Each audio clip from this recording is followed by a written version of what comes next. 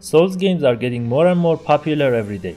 If you ask anyone what's the first Souls game ever, they immediately answer it's Demon's Souls. What would you say if I told you that's not the first one and Miyazaki was actually inspired by an older, unknown and underrated game that came 4 years before Demon's Souls? Hello everyone, Old Soul here, and in this video we're gonna look into the oldest Souls-like game before the slang was even invented. If you enjoyed, please like this video and subscribe. Before watching the rest, be warned that there's gonna be lots of violent graphic scenes in this video.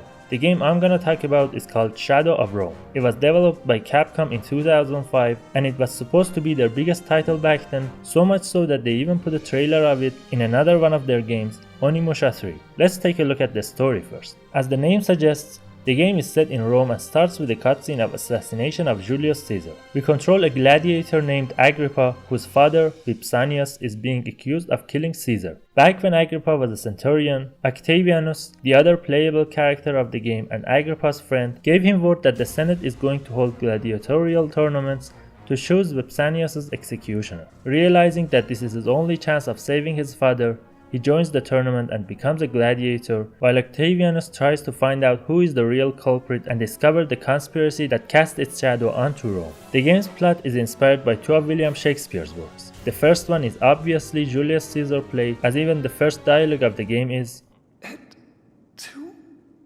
Brute. The second one is Antony and Cleopatra play, which embodied these two characters. The whole plot is so long and rich that I suggest you play and enjoy this amazing game by yourself. But anyway, we don't need to know more about it to be able to talk about the gameplay. The game is divided into two parts as we control Octavianus in stealth missions and Agrippa in gladiatorial fights. We're not gonna talk about the stealth part, but just one quick note. The mechanics of this game in stealth missions are so beautiful. The guards are so clever that you need to put a lot of effort to outsmart them. They're sensitive to sound, sight and any uncanny behavior if you have their armor on. Compared to a game from 2020, Jackie, the fuck you doing?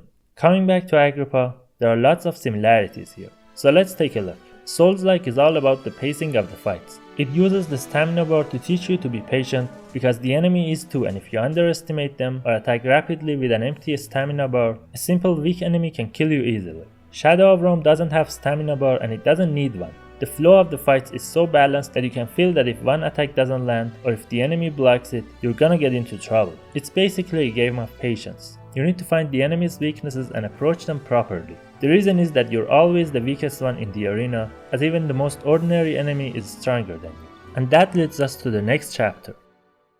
In the usual everyday fight, you're most likely to encounter three types of enemies that can be sorted out by size: Tyrian enemies, normal enemies, Hodor enemies. There are also these lovely ladies whom everyone tries to put sand in their eyes for some unknown reason. Anyway, looking at these three, you're probably gonna say, well, these little ones aren't so bad. Boy, you did not wanna say that. These bastards are the most annoying creatures on earth, as you can't even hit them once. For each enemy, you have to employ different tricks to be able to damage them, and since they can have different weapons in every battle, we're facing a large spectrum of enemies. One thing about the Souls-like simple enemies that always makes me think is that all of them are as strong as you. They have the same health bar, stamina bar, and some of them even have a Stus flask. They use the same weapons as you, the same armor, and they attack just like you do. This is the case in Shadow of Rome too. The weakest enemies are at the same level as you, so much so that if you face two of them simultaneously, you're screwed. There's no magical swing of sword that can cut 10 enemies in half. Well, yeah, there is, but only if you have this particular sword. Let's talk about it. The weapon system is by far the biggest strength of the game. Every weapon you have ever heard of can be found in the arenas. Swords, maces, shields, bows, axes, daggers, and even the sound on the ground can be used to disrupt enemies' attacks. There's a big fight over weapons here, because it's the crowd who throw these for you if you ask them. So if you're not quick, a good weapon in the hands of an enemy can make things harder for you. Another interesting feature is that all the weapons have a durability. After some point, they'll break, so you have to manage your usage and change your weapons constantly. That goes for your enemies too. Sometimes you're stuck in a bad situation and cannot attack, so you just block theirs with a shield until their weapons break. There's a salvo bar here which gets filled with every attack and trick, and when it gets full, the crowd will throw you rare weapons that can sever the arms and legs of an enemy or cut their body in half. That must be the end of madness, right? Wrong. You can pick the severed arms and legs and use them as a weapon. Even though I was horrified playing this game as a 7-year-old, I think it implies a correct message that in a battle, especially in gladiatorial fights, you can't look for honor. There's only death here and people resort to anything to survive. 3 other subjects have remained to cover: environmental dangers, boss fights, and Estus Flask. But I feel like this video has gotten too long already, so let's discuss the rest in the next part. If you want me to make a part 2 as well, tell me in the comment section, hit the like button and subscribe for more. As always, Be safe, friend. Don't you dare go hollow.